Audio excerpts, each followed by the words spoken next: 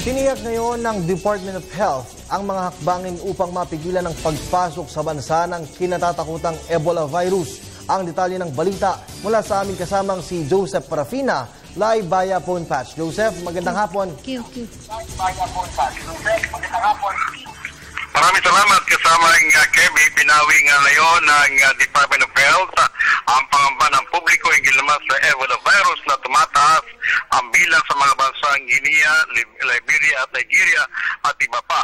Ayon sa DOH Secretary na si Secretary Ona, handa ang ating mga paliparan para i-monitor ang mga papasok sa bansa mula sa nasabing mga bansa din.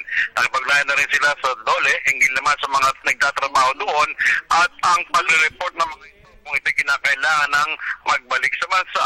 Inatasan ng DOH ang mga nagbabantay ngayon sa mga paliparan natin na maghigpit mula sa mga bansang nabanggit para malaman kung sino mga may mga lagnat at iba pa mga palatandaan ay masuri agad ito pagpasok pa lamang sa mga airports.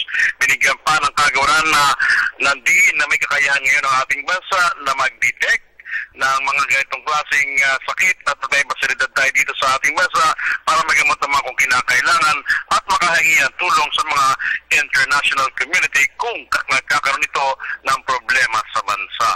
Report mula sa Department of Health, Joseph Parafina, Telebisyon ng Bayan.